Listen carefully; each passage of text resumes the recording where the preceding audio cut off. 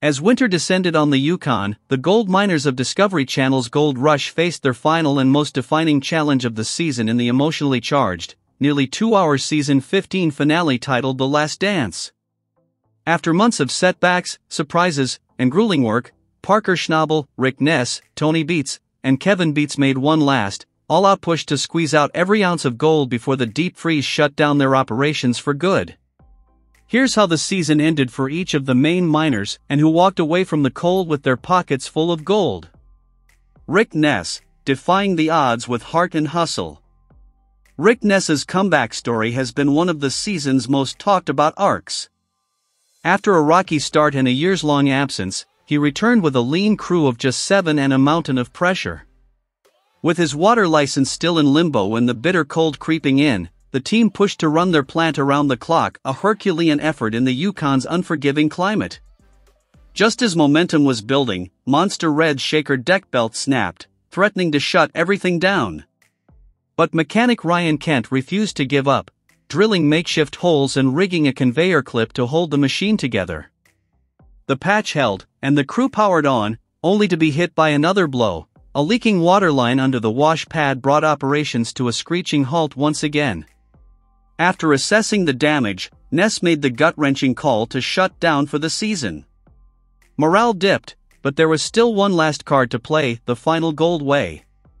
When the team gathered around the scale, the first result brought disappointment, just 110.79 ounces. But in a moment that stunned the crew, Ness revealed 2 hidden gold canisters, one holding 200 ounces, the other 100 ounces, bringing their final haul to 411 ounces, valued at over $1.1 million. Overcome with gratitude, Ness handed out 25-ounce gold bonuses to each crew member, a generous $50,000 gesture that underscored the bond they had forged this season. He promised that, should his water license be renewed, they'd return stronger than ever and even more golden. Parker Schnabel, the most profitable season yet, but not quite enough. Parker Schnabel has always set the bar high, and this year was no different. But season 15 tested him like never before. Equipment breakdowns, frozen ground, and a stretched-thin crew pushed Parker to scale down his lofty 10,000-ounce goal to 8,000. For the first time in his 14-year mining career, it looked like he might fall short. With time running out and the mercury dropping, Parker turned to a bold last-minute play, a newly purchased claim known as Gold Run. Veteran hand Tyson Lee had managed to strip a promising 1-acre cut, and Parker brought in the Rock Gobbler, a time-tested ancient shaker deck, to help salvage the season. Meanwhile, trusty foreman Chris Doma tuned the sluicing system with expert precision. Still, challenges persisted. Conveyor jams forced the team to shovel out mounds of rocks by hand, and frost threatened to lock up the operation.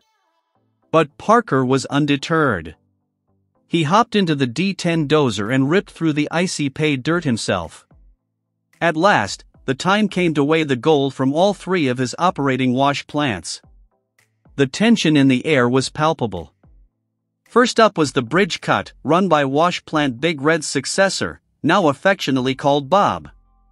This area had been producing steady pay, and the result didn't disappoint, 343.07 ounces, valued at roughly $920,000, a strong start. Next was the elbow cut, where wash plant Roxanne had been chewing through promising ground. After weeks of meticulous work and careful recovery, the plant delivered 306.03 ounces, translating to around $820,000 worth of gold. Finally, there was the high-risk, high-reward gamble, Gold Run, where Rock Gobbler had processed material from a freshly stripped zone. Though operations had only recently begun, the plant still yielded 99.20 ounces, worth an estimated $266,000. Altogether, the 3 plants brought Parker's total to a staggering 6,837.04 ounces, valued at more than $18.3 million, making it his most financially successful season ever. But it wasn't enough to hit the 8,000-ounce goal he had reluctantly settled on. For the first time, Parker came up short. Standing in the chill air, Parker admitted his frustration and disappointment. "I'm not proud of it," he said solemnly. I let this happen. It won't happen again." Despite the miss, it was clear that the foundation had been laid for a powerful comeback. With new ground and hard-won experience, season May 16th will be his most impressive yet. Tony beats, a dynasty solidifies its legacy. Tony Beats came into the finale riding high. With multiple wash plants operating across Indian River and Paradise Hill, the veteran miner had assembled his strongest season yet. And for the first time in a long while, his entire family was back in action. Daughter Monica ran the new wash plant Harold, which focused on reprocessing old-timer tailings. Cousin Mike oversaw sluice a lot at Indian River, and son Mike kept things running smoothly at the trommel on Paradise Hill. Kevin, now running his own crew, contributed royalty ounces to the Beats total. The family operation was a well-oiled machine until a water pipe burst in dramatic fashion when a loader clipped the line. Cousin Mike stepped in with a quick fix, installing a collar and patching up the leak so the team could keep sluicing. When the family convened for the final gold tally, the excitement was high. From the Harold plant, Monica's tailings project surprised everyone by pulling in 46.56 ounces, a short run that still managed to deliver $124,000 worth of gold. Over at Indian River, Sluice-A-Lot churned out an impressive 211.88 ounces, bringing in more than $565,000. Finally, the trommel at Paradise Hill topped the Beats weigh-ins with a strong 228.07 ounces, valued at over $600,000. All told, the Beats family hauled in 5,777.12 ounces this season, more than 777 ounces above their original goal, with a combined value exceeding $18 million. For Tony Beats, it was the most productive and rewarding year of his 40-year mining career. Kevin Beats, breaking away, breaking through. In his first full season running an independent crew, Kevin Beats had something to prove, and prove it he did. Starting strong, his operation was hit mid-season when key crew members Chase Dreger and Hunter Canning had to leave due to prior commitments.